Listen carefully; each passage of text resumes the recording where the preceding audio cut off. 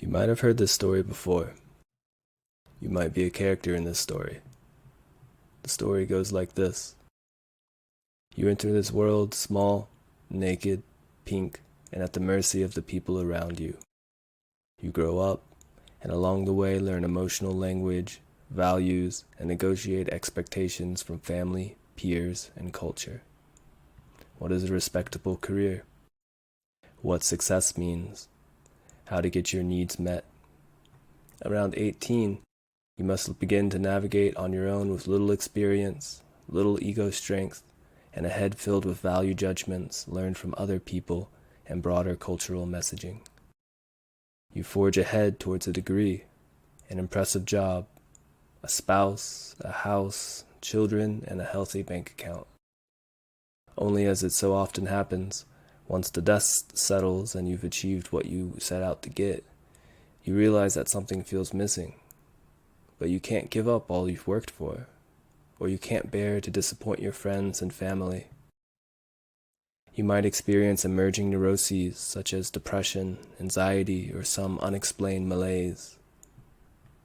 These symptoms and feelings come from something more intuitive and intelligent embodied by and in us, a signal from our higher selves. We are being asked to address the uncomfortable areas and questions of our lives in more authentic ways.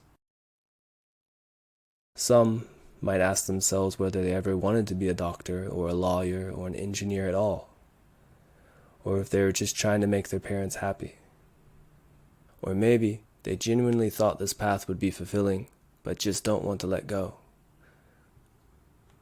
The common thread here is that there is a summons from the inside signaling that this career, this relationship, or this provisional life isn't quite right.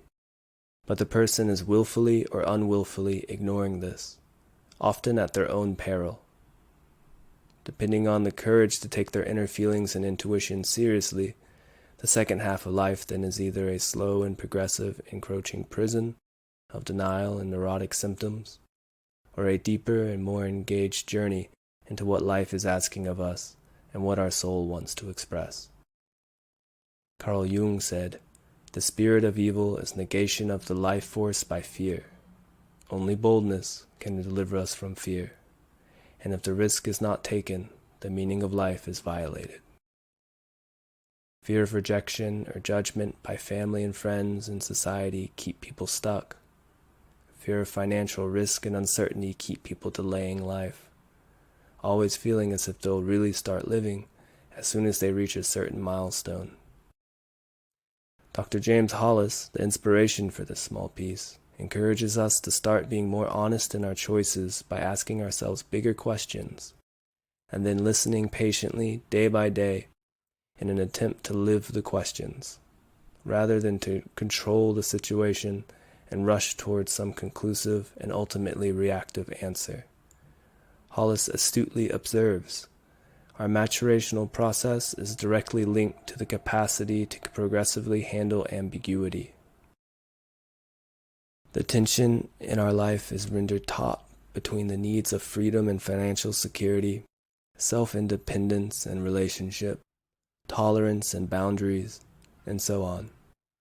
These ever-changing and difficult tensions need to be properly felt and wrestled with so that we can lay greater claim on our own lives.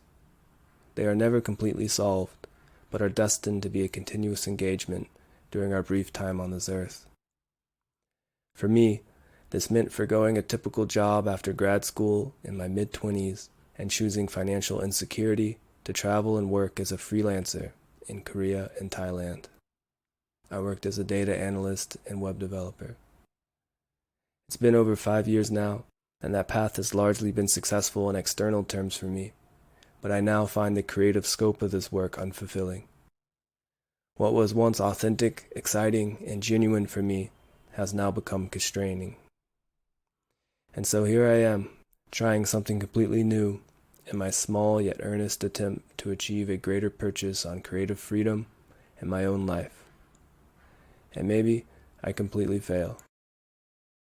James Hollis, in reference to a quote by Rainer Rilke, said, "Being defeated by ever larger things is probably the single best way to keep our appointment with destiny. To have taken our journey through this dark, bitter, luminous, wondrous universe, to risk being who we really are, is finally why we're here.